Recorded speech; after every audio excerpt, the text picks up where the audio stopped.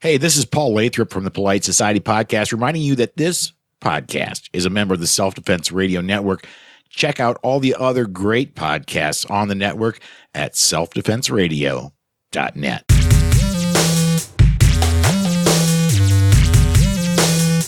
Welcome to Unload and Show Clear, the podcast about all things IDPA. And now, here's your host, the slayer of non-threats, Lloyd Bailey. Welcome to another episode of Unload and Show Clear, where we counter the media's negative image of gun culture by introducing you to the amazing men and women who are involved in IDPA, International Defensive Pistol Association. We're focusing on people, not politics. The everyday people from all walks of life, men and women who volunteer their time and effort, who spend their hard-earned dollars on travel, match fees, and gear to make this sport great. They're your doctors. They clean your teeth. They're fixing your houses, taking care of your pets. They fix your computers and pilot your planes, and they protect our streets and our nation. They are gun culture at its finest, and it's misunderstood or completely unknown to the mainstream media. Today, I'm going to introduce you to another one of these awesome people. But first, I want to thank today's sponsor. Match Shark do do do do do Match Shark do do do do do. Oh, hey, sorry. Have you ever been to a match in the rain? Well, if you say no, you just don't know what you're missing. Aside from the personal discomfort of squishy socks and swampy underwear, there's the fun of shooting at targets that you can't see because they're covered with plastic bags. And if you've never tried to apply tape or pasters to targets underneath those plastic baggies, you just don't know what you're missing. But what if I told you there's a product that would eliminate all that fun and make it easier to score and tape targets without all the hassle? Well, your lucky day is today, my soggy friends, because Match Shark can help. Match Shark's patent-pending target shields help keep the targets dry even in heavy rain. They allow you to run your matches more smoothly because setup and teardown is easier, pasting is easier, scoring is easier, and for the shooter, you can actually see the targets because they're not covered in plastic bags. Designed and manufactured right here in the United States, owned and operated by shooters with years of experience in setting up and running matches, let Match Shark help you run your matches faster, smarter, and better. Check them out today at matchshark.com and get everything you need to be prepared for your next rainy day match. Matchshark.com. Match Shark do do do do do do. Match Shark do do. Our special guest today is probably the most talked about person never to have appeared on this show. He is the match director of the Central Arkansas Shooters Association in Perryville, Arkansas. Mike Plato is finally our guest. Mike, welcome to the show.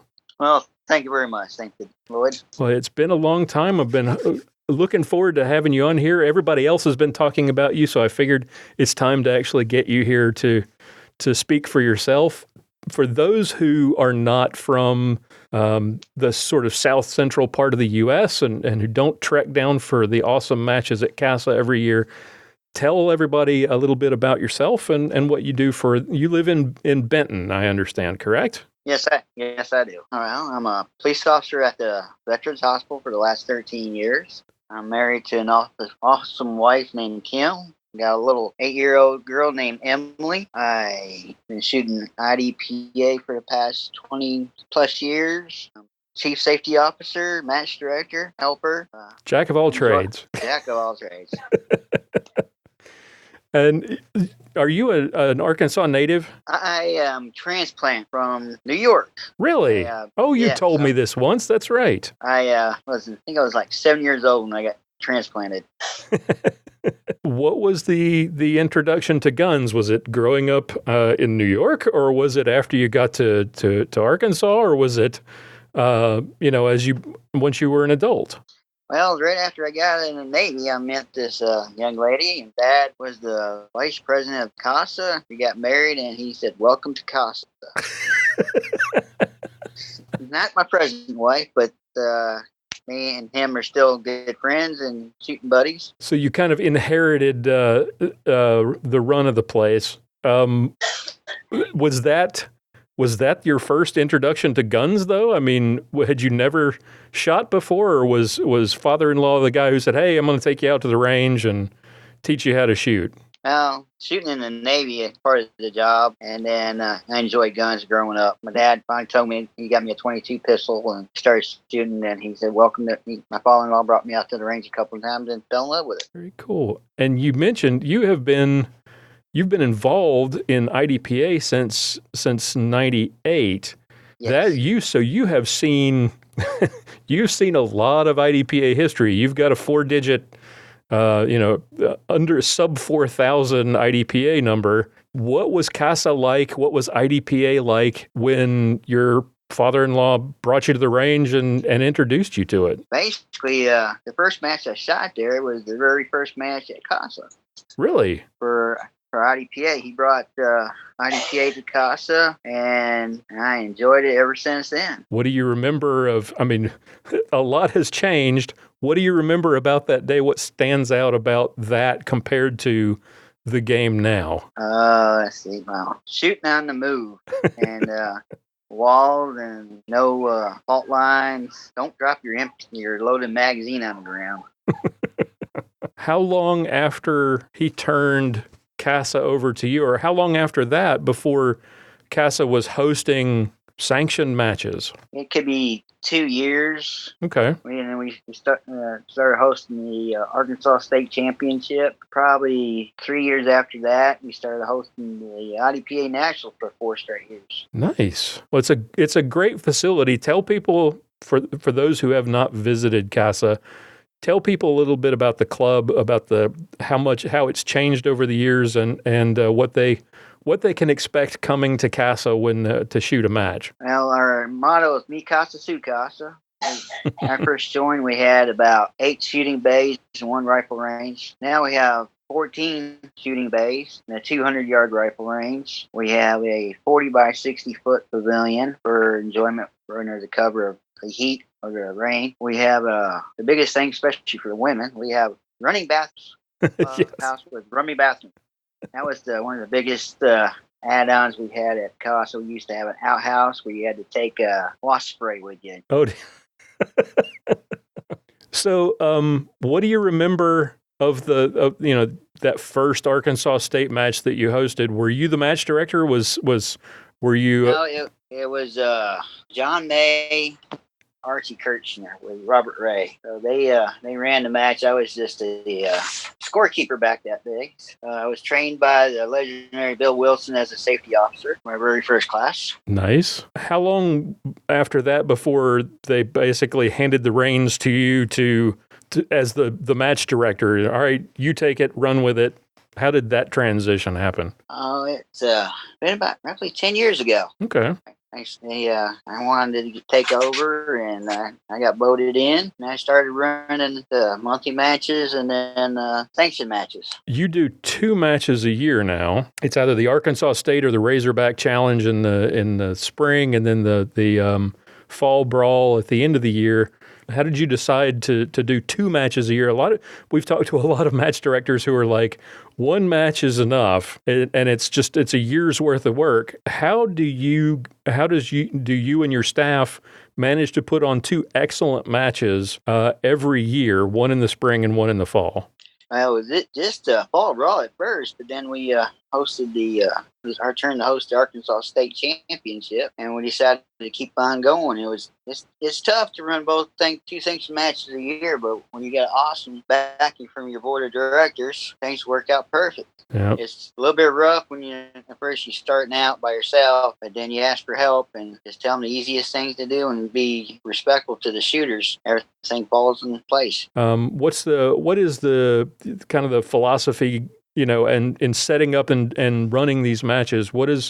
How do you plan it out? Do you delegate the match or the stage design, or are you doing that yourself? How does all that work? Most of the time we try to pick from stages that we shot, like our monthly matches. And I asked the other board of directors, other shooters up front, see what they like, and we sit down and pick out 12 good stages, and we tweak them and we reshoot them, make sure they work, and make sure they work on a bay or the room, make sure there's enough room and space, and just make it really fun. I got to ask you about last year's fall brawl because I'd never seen this, before. And you were very proud of this. We get there and we find out that, what did you have? Did you have 11 or 12 stages last year? And 12 stages. 12 stages, and what, 8 or 9 of those stages had at least one mover, and some of them had 2. What was the thinking there? What made you decide we're going to go all out and just break out every mover we've got? That was pretty much the trick. Make sure we had it working and make it fun. You make the stage fun, my opinion. You make the stage fun, you're going to have people coming back because this is the greatest matches. They put on the funnest matches, stuff like that. Yep. So now you also go out and you SO other sanctioned matches as well. How long have you been doing that, and how far do you travel? Oh, wow. I've been doing it for a while. Texas, Alabama, Mississippi, Tennessee, Oklahoma. Pretty much so far. Kind of limited with my job, taking the time off. Right. But I've been nationals, worlds this year. So I just go there to have fun. I meet people I get to see once or twice a year and make sure they had fun. It makes my day go by better. Do you ever get a chance to get out and just shoot for yourself, or are you working all the time? Well, last year I shot 7 sanctioned matches. I only shot 1 for not working it. That was because it was my birthday weekend. I shot the Arkansas State match up in Berryville, Arkansas. That was the only match last year that I didn't work it, and I still had fun. I didn't do great, but I had fun. Have you got from 20 years of doing this, have you got a memory or two of a match that you went to and shot that stands, or maybe even one of your own matches that stands out in your mind that was really, really awesome, really fun, really challenging, something that you ran across over? I mean, you've got 20 years of stories. Yeah. I guess the first year down in Texas when the Nationals there, I think it was the Cowboy stages, the Texas scene, and I didn't shoot well except the standards. One of the standards I shot excellent with only 3 points down, but I shot bad, but had the blast of my life. The people made it fun for me to shoot. First time in a long time. Brian Earler put on an excellent match that year. So I learned a lot from him still. Never stopped learning the rule books and how to shoot, just how to treat people the right way. Who would you say over the years has been, the biggest influence on how you run matches? You've had the good fortune to work with a lot of. We're in a really, I think we're very fortunate in this area to have a lot of really, really talented match directors. Who have you worked with who you would say had the biggest impact on your career as a match director?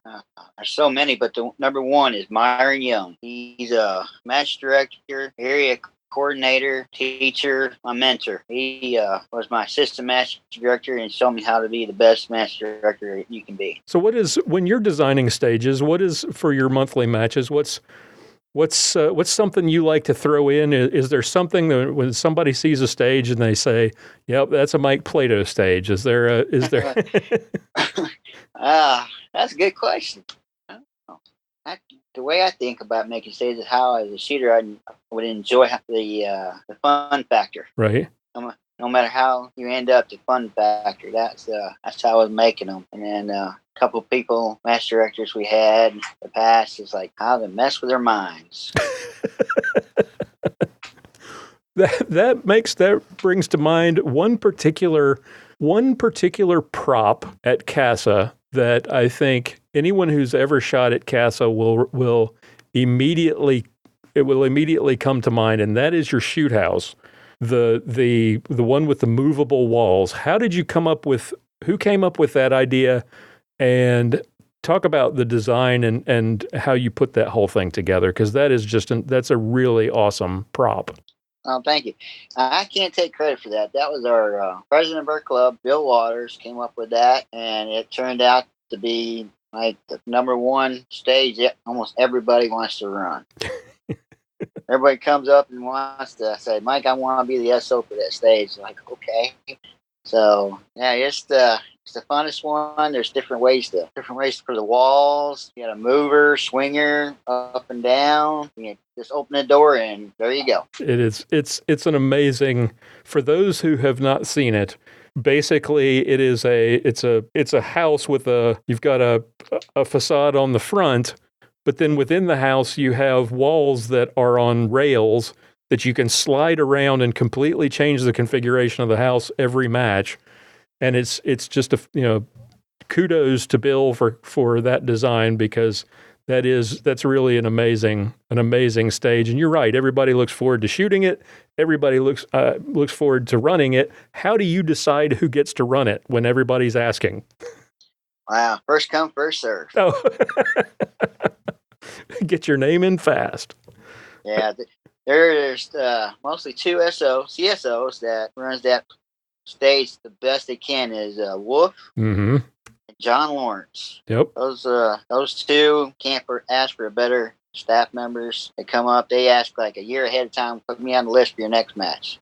And they have both been guests on this show, so go back and look for episodes with John Lawrence and Wolf Lachlan. Yeah, I see one or the other on running that bay every year. Every guest that has been to your matches, who's been on the show, has talked about how much they love the match, and they speak just glowingly of you. What have you learned in the 20 years since you started? What would you say is the biggest thing that you've learned in those 20 years that makes matches at CASA so much fun and so enjoyable for people that they would travel from, Indiana and Kentucky and Georgia to come to a match in the hills of Arkansas? Oh, I guess just the way we treat the people, make the match, as like you said, a wow factor, the best stages in the world. And I guess our lunches we've been having, the cater meals. I was going to ask about that.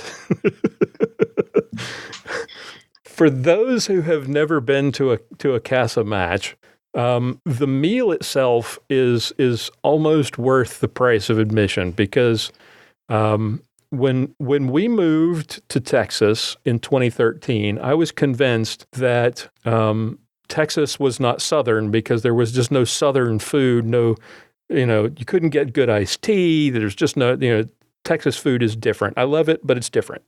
I come to my first match at CASA, and I think it was Fall Brawl in 2015.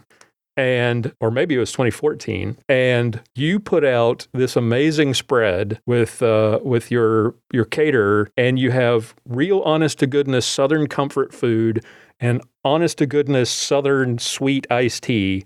And it was like, okay, the South is just right across the border. I'm not far away. Yeah.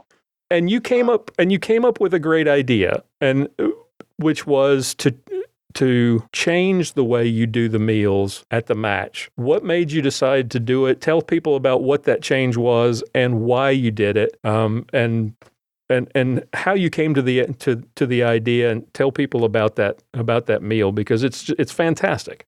I can't take credit for how we feed the people, for the change it from midday to the end of the match. We had a couple people ask about it, and I was against it at first. But then it came out to be bring snacks during the day, have a little break in the morning, finish the match out, and then give the shooters and our visitors the best meal possible. We started off with barbecue. It was great. And we went off this one reservation that had fried catfish, hush puppies, shrimp, and the works. And it just blown to be perfect. We have great caterers that you go away hungry, your fault. It's your fault. Absolutely. There's supply of food. We just say this is what we want. He provides great lemonade, great iced tea, because I'm not an iced tea drinker, but I've been told by many people we have great iced tea coming. Oh yeah. So it's just turned out great. People were like, they really don't want to eat heavy during the midday, during the lunch of the match.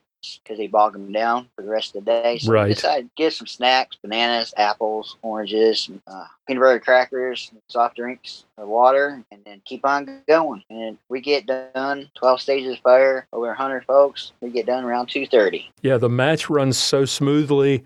You don't feel like you're ready to pass out halfway. Like, I like to talk about, the matches where we stop for lunch. I can see in the videos the difference. I can tell from the video of myself whether it's in the morning or in the afternoon, whether it's before lunch or after, because your posture is completely different. You're starting to wind down. You're ready for a nap. I love the way you run your match, and I think that was just a great idea. I'm glad you didn't veto that plan. Well, after I've seen everybody enjoying the match that way, then the meal, you can't change it. Yeah, it's great. Talk about some of the challenges that you've run into over the years running matches at CASA. The Arkansas State match this year was a bit of a challenge. But what have you run across over the years, and what are some of the lessons you've learned about how to deal with them? Oh, wow. The Arkansas State match 2019, that was my very first as the match director. It rained. 10 plus years I've been running matches. That's the very first time it rained on competitor day. So it was just mind blowing. But I guess it's our house with some of the cable car we have, one of the biggest matches. I get yelled at and say, Mike, that's fun except for that one mover you got. What is it about the mover that gets people riled up? I guess they just miss it. It's too fast. I'll try not to make it fast, but some people, I can hit it, and some people can't. I can't. Go ahead. No, there was one year you had a drop turner that it was just like if you blinked, it was gone. I've never seen a drop turner that fast in I don't have that much of a career, but I've never seen one quite that fast. And everybody that I was shooting with was just like, oh my goodness. How am I going to get two shots on that? You got some fast drop turners. We try to slow them down, but then it's like, well, that's too slow for some of these people. Go big or go home. Yep. What would you say the biggest change in the rules has been over the years? You've seen it from the very beginning, or very close to the beginning in '98. So we've been through countless rule books at this point. Yeah. Well, changing the fault lines, that was the biggest one. One with if you only get 6 shots on the target, you don't get the failure to neutralize. Right. So, and then the flagrant penalty is the newest one. That's just another version of please don't do this, but we'll give you this if you do this. So it gives the match directors a little bit more leeway instead of your DQ. So right. Which of those changes would you say has had the biggest impact for you as a match director in terms of designing stages and running matches? Well, at first I was not too sure about the fault lines, but it makes the staff easier to run a stage without worrying about is he out of cover, is his foot there, his body. So it just helps out the shooter more and the staff too. One less thing to really worry about. Do you find you have safety? Right, and do you find you have fewer disgruntled shooters? Yes. I started to say I don't remember. I remember lots of, I wouldn't say lots, but over the years, the majority of the disgruntled shooters I run across were unhappy because of a cover call. And it was either because somebody yelled it too soon and messed up their run, or they got called and they didn't agree with it. And now that you've got the fault lines, you've probably got much more peaceful matches. Oh, yes. I had one that got DQ'd on her third or fourth stage. The SO just kept on calling the cover, and she broke the 180. Oh. Yeah. So that was one of the factors. Yeah. What's The biggest thing that you've learned that you now do as a match director, or that you no longer do as a match director that you did back when you were a baby match director? What are some of the biggest lessons that you've learned aside from the change to the meals over the years as a match director? 10 years now. Wow, that's a hard question, boy. That's why I ask them. I'm usually the one asking the hard questions. I can get a timer and do the little beep noise if you want. I'm going to have to come back on that one. It's just, I was scared to death when I first started being a sanctioned match director. And with the crew we got now, it makes your job so easy. I'm just standing there and just being the person in charge. I have to give a call or not. And I guess I gave more calls. I had to do more calls in the beginning than I do now. So is it just a matter of learning to trust that the staff can handle the stuff that you need done and not like worrying over every little thing? Yes, that's very true. Because as a match director, and you're trying to be a shooter too, you got to worry about every single detail. Your scores are not proven to be the best in the world. But for me, I have fun doing shooting, even though I drop back. I want to make sure my shooters have the fun factor and go away. Hey, I got this procedure. I don't care. Or I got a non-threat, but I shot really good and it was a fun stage. That's what makes my day as a match director the best. So when somebody comes to you and they may have bombed the match or a stage and they still had fun, that's a pretty good measuring stick. I like it, and I can say that for all the years that I've come to your matches, they're my favorites every year. And when I'm not able to come, I'm very disappointed because I always enjoy shooting your matches. I think you do such a fantastic job of and the previous guests that we've had on that have spoken so highly of you and CASA, I think are a testament to what you're doing there at Central Arkansas Shooters Association. Thank you so much let's get to that last question because I think you kind of alluded to it. What is it? Yeah, you know the question. Why is it that you have embraced this sport? You just mentioned, well, I don't shoot very well. And I've noticed in a lot of cases, match directors don't have the highest, they're not masters. And it's usually because they're spending so much time working on matches that they are not not spending as much time on their own shooting games because they're trying to make it great for everyone else. What is it about IDPA that would, because you put a lot of time and effort as a match director into this, all the match directors do. Why would you be so, I know you kind of got shoehorned into taking over from when you married into it, but you've embraced it and you've worked really hard to make it great. What is it about IDPA that you love so much that you put this much effort into it? It's the people. Just the people. That's a cop out. It's like certain matches you get to see your friends. You shoot as nationals, you get to see everybody from the United States and surrounding countries that come around. And some of the sponsor shooters, the masters, distinguished masters. Hey, Mike, try it this way. The stage, just tweak it a little bit, or try holding your gun this way. They're friendly. There's just a few handful. I can't probably on one hand I count that.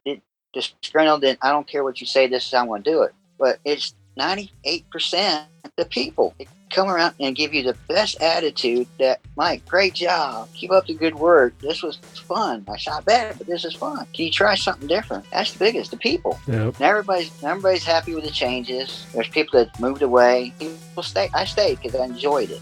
I learned that the changes, everybody's going to have changes. Yep. But the people that makes the sport, that makes it wonderful. Yep, absolutely. Well, I look forward to seeing you soon, and I look forward to this year's Fall Brawl, and hopefully we'll run across you in Memphis and in Talladega at Worlds as well. And thank you so much for taking the time to come on the show. I've really enjoyed getting a chance to sit down and chat, and I always look forward to seeing you and shooting your matches every year. Thank you again for doing this. You're welcome. Thank you for letting me be on your show. All right, that's all the time we have for today. I want to thank our guest for coming on the show. and our sponsors for making all of this possible. Take a moment, if you would, to check out the website, check out our show notes at unloadpodcast.com. We've got lots of interviews with more amazing guests like the one you heard today. Join our Facebook group at unloadpodcast.com/Facebook for all the latest updates and to connect with other fans of the show. And if you'd like to support the show, we sure would appreciate it. Consider becoming a patron at unloadpodcast.com/extra. I've got some full-length interviews and special content available there exclusively for patrons as well. And if you know somebody or you yourself would make an interesting guest for a future episode of Unload and Show Clear, please contact me at lloyd@unloadpodcast.com or click on the contact page on the website and send us a message. We'd love to hear from you. Tune in again next time for another episode of Unload and Show Clear.